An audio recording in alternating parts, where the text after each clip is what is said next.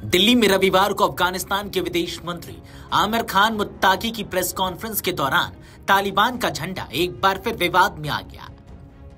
दरअसल मुत्ताकी के भारत दौरे पर आने के बाद अफगान दूतावास में तालिबानी झंडा न लगाने को लेकर उन्होंने नाराजगी जताई थी। शनिवार को जब वे पहली बार प्रेस से मिले तो दूतावास के बाहर तालिबान का झंडा नहीं था, जिससे मुत्ताकी और वहां के कर्मचारी के बीच तीखी बहस हो गई थी। इसके बाद रविवार को जब मुत्ताकी ने दूसरी बार प्रेस कॉन्फ्रेंस की तो उनके पीछे दीवार पर सफेद रंग का बड़ा तालिबानी झंडा लहराता दिखा।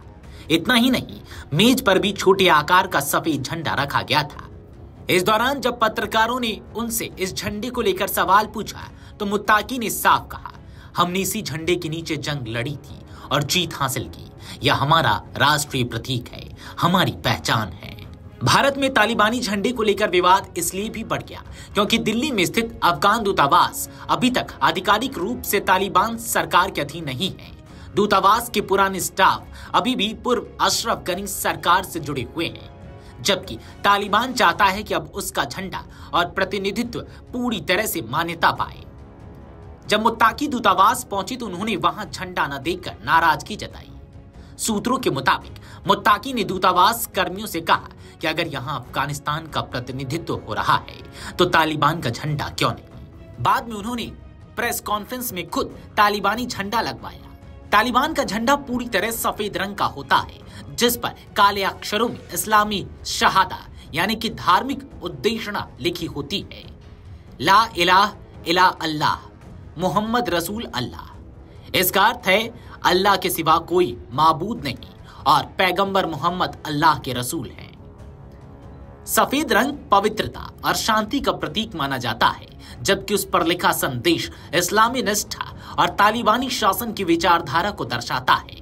यह झंडा तालिबान की पहचान बन चुका है, खासकर 2021 में अफगानिस्तान पर कब्जे के बाद। अफगानिस्तान का इतिहास झंडे के बदलाव से भरा हुआ है। साल 1901 से 2021 तक 18 बार झंडा बदला गया। सबसे पहले शासक हबीबुल्लाह खान ने अपने पिता के काले झंडे में मस्जिद और तलवारों की मुहर जोड़कर बदलाव किया। उसके बाद हर दौर राजशाही, सोवियत प्रभाव, इस्लामी गणराज्य और तालिबान शासन ने झंडे का अपना संस्करण लाया। 1994 में जब तालिबान उभरा तो उसने सफेद झंडे को अपनी पहचान बनाई।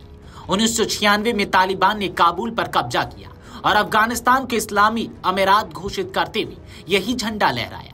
बाद में हामिद करजई और अशरफ गनी की सरकारों ने पारंपरिक तिरंगे झंडे को अपनाया, लेकिन 2021 में तालिबान की वापसी के साथ फिर से सफेद झंडा फहराया गया।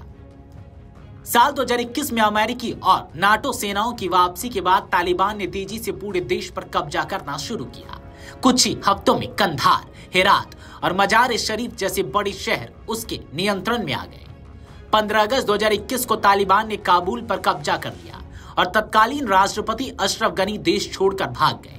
उसी दिन राजधानी में तालिबान का सफेद झंडा फहराया गया और यही अब अफगानिस्तान का राष्ट्रीय झंडा कहलाता है। मुत्ताकी का भारत दौरा ऐसे समय पर हुआ है जब भारत और तालिबान के रिश्ते औपचारिक रूप से सीमित हैं। भारत ने अभी तक तालिबान सरकार को आधिकारिक मान्यता नहीं दी है।